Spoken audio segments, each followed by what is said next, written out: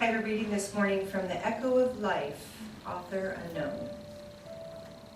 A man and his son were walking in the forest. Suddenly the boy trips and feels a sharp pain and he screams, "Ah!" Surprised, he hears a voice coming from the mountain. "Ah!" Filled with curiosity, the boy screams, "Who are you?" But the only answer he receives is, "Who are you?" This makes him angry, so he screams, "You are a coward." And the voice answers, "You are a coward." He looks at his father, asking, "Dad, what's going on?" "Son," the man replies, "pay attention." Then he screams, "I admire you." And the voice answers, "I admire you." The father shouts, "You are wonderful." And the voice answers, "You are wonderful." Then the father explains, "People call this echo, but truly it is life. Life always gives you back what you give out. Life is a mirror of your actions. If you want more love, give more love. If you want understanding, give understanding and respect. If you want people to be patient and respectful, you give patience and respect. This rule of nature applies to every aspect of our lives." I talk a lot about, over the months, how we create our own reality, how we manifest those desires, our deepest desires, and how we do so based on our thoughts, our actions, our words. So I want to tell you the story about this 80-year-old woman who did just that, who created her own reality. She was very popular in the small town that she lived in, and she was getting ready to marry her fourth husband at 80 years old. And so this reporter thought, well, this might make kind of a fun story. So he interviewed her, and he asked her what her husband did for a living. And she said, well, actually, he's a funeral home director. And he kind of scratched his head, and he thought, oh, okay, that's interesting. But then he got really nosy, and he wanted to know about her other 3 husbands. So he asked her, he said, so what did your other 3 husbands do? And she paused for a moment, and she said, well, my first husband was a banker. Okay, my second husband, she said, was a circus master. And my third husband was a minister. And he's really scratching his head, and he's very, very puzzled at this point. And he said, well, what on earth did these men have in common that attracted you? And she said, well, let me tell you this. I married number 1 for the money, 2 for the show, 3 to get ready, and 4 to go. Talk about creating your own reality, right? She had all bases covered. At least she knew what she wanted and how to get there. So that's it. Think about what's happening in your life right now, what's going on in your life right now. Think about what's working. Think about what's not working, maybe. And what I know is this. Where you are right now is exactly where you need to be. And do you know how I know that? Because that's where you are. I know that sounds kind of simple, isn't it? But it's the truth. That's where you are, and that's what's happening, and that's what you need to handle, and that's what you need to deal with. And the truth is, there's no sense in resisting reality, right? Because it is what it is. Byron Katie says this, I'm a lover of what is. Not because I'm a spiritual person, but because when I argue with reality, it hurts. And isn't that the truth? We can fight and we can resist all we want, and it doesn't change what is. It doesn't change that reality. Life is really quite simple. We create our reality by getting back what it is we're putting out. It's a pretty simple concept. Whatever it looks like, Whether we like it or we don't, whether it's good, whether we call it bad, or whether we call it indifferent, we get to own that. We get to own the creation of that thing. We are responsible for our current way of being, the way we see the world, how we relate to life, how we relate to the environment, and how we relate to one another and to reality. And the way we relate to all those things is exactly how our life is showing up in front of us. So simply stated, if we're coming from a place of fear, what are we going to get back? Fear. We'll get back things to have fear about. Because life truly is that reflection. If we put out feelings of separation, if we're talking about us and them, we're going to get back those feelings of separation. Not just from them, but from life, from God, from Source.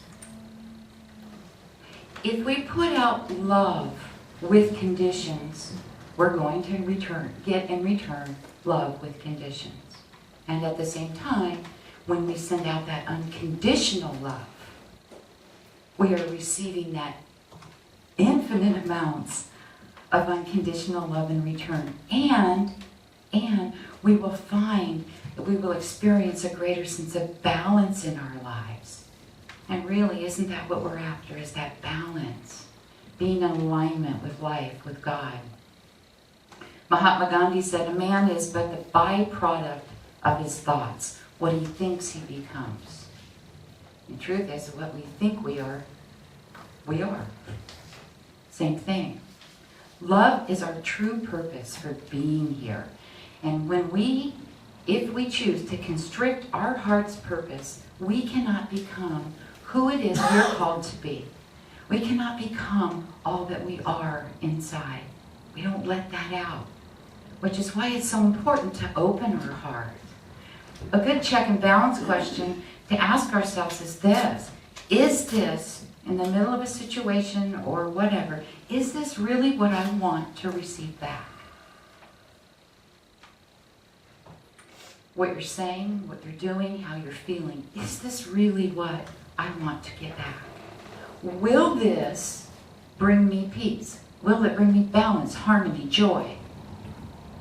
What is this behavior going to mirror back to me in the long or the short run? Nobody can force us to think or to behave or feel in a certain way. Try as they might, right? Now, we may be looked down upon if we make a decision that other people don't like.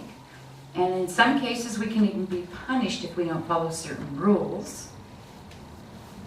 However, nobody can make us do anything, make us feel anything. They can't make us. It is a choice that we are making within us, always. We are not a victim to people. We are not a victim to circumstance. That's not saying that we are controlling all of our situations. We're not.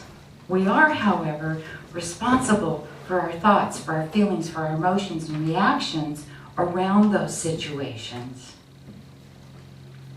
Case in point. Does anybody here know a person that isn't really very nice? Yes, okay. I already knew the answer to that. Because I think we all have that experience. If you could make a person be nicer, would you do it? Of course you would. Of course you would, but can you make somebody? Absolutely not. We aren't able to make someone be nicer. We can't make someone like us, love us, nor can we make anyone else happy. That is an absolute truth. And doesn't that take a lot of pressure off? It's not my responsibility how that person feels or what they see in me or how they react. That's their stuff, not mine. We certainly can create experiences and circumstances that may elicit we hope, may elicit that happy response, that positive response to us, but we cannot choose emotions for anyone but ourselves. That's the only choice that we can make. Other people can't make us cry. We choose to cry or be upset because maybe that person didn't act in a loving, kind way that we wanted them to, that we expected them to. Because we all do, we set up our expectations, don't we? Now, if we choose to be sad because of a loss or because of hurt feelings, that is absolutely not a bad thing. That's a human thing. And we need to own that and not push the blame out somewhere else. He did this or she did that, so I am this. It isn't about that. That would be the equivalent of allowing other people to dictate our emotions. That would be the equivalent of giving our power away to somebody. Not placing the blame on others for how we feel can be a tough lesson sometimes. And it can also be a very empowering experience when we allow it to be. Understanding that power to choose our own reactions, to choose the way we're seeing the world, is one of the keys to living an empowered life. Honoring, recognizing our feelings is how we reclaim that personal power. We do that by being human. And by being human means that we're vulnerable. And if our ego can't accommodate that vulnerability and move through it, that can be a very big hindrance to our spiritual life, to our spiritual growth. There's a Buddhist saying, we learn through pain until we evolve to learn through joy. Isn't that great? So, there is hope. We will learn to evolve through joy. We can ask ourselves during our check-in, can we love in the presence of this experience right here and right now, whatever's in front of us? If an experience hurts so much that we deny it or that we avoid it, we get stuck. And even though a situation remains unchanged, we can change the way we feel about it. We can change the way we experience it, the way we see it. That's where the power lies. That's where we make the change, is in our perception. There is no wrong or right way to react to the different circumstances in our life. Our reactions are never wrong. They are what they are. Whatever you feel is absolutely legitimate. How you react is your stuff. Make sense? It isn't about the person who did something to you. It's about what's going on inside of you and your reaction to that. You never have to agree with what happened in a particular situation. You don't even have to forgive the other person if you don't want to. You don't have to ever see them again or be in the same room with them again if you don't want to. And that's kind of freeing, isn't it? We want to take responsibility for how we feel in each and every moment and how we react to our life situations. And that, again, is where we can take responsibility for changing how we're feeling right then and right there. I read this several years ago, and I really like it. Nature gives you the face you have at 20. Life gives you the face you have at 30. And the face you have by the time you're 40 is the one you made yourself. But can you own that?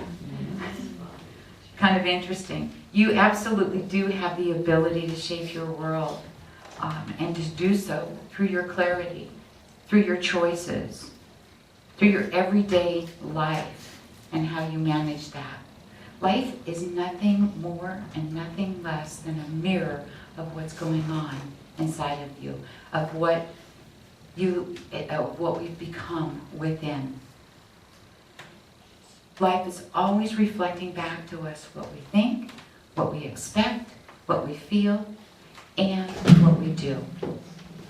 The easiest way To improve the reflection is to improve what's being reflected. It's that simple. If life is showing us hurt, betrayal, loss, disappointment, I've got really great news for you. We only have those experiences when life knows that we're equipped with what we need to move through them with grace and with ease. You have that within you. The substance of self-reflection is to question yourself, to be in touch with and to know yourself, to know who you truly are. To question yourself, am I living my truth? Do I exhibit the gifts of the Spirit in my daily life? Am I moving closer to my true nature? Are my actions and my intentions and my desires a match? Be the love, be the compassion, be the strength, be the responsibility that you wish to see in others. And when you are that, that's exactly what you're going to see. Be the best example that you can imagine, and you'll be oh so very pleased with what comes right back to you. And as you live to your highest self, that is what will expand to fill your world. So I close with this thought from Joseph Campbell. The privilege of a lifetime is being who you are. Thank you for being here while I shared the truth as I understand it.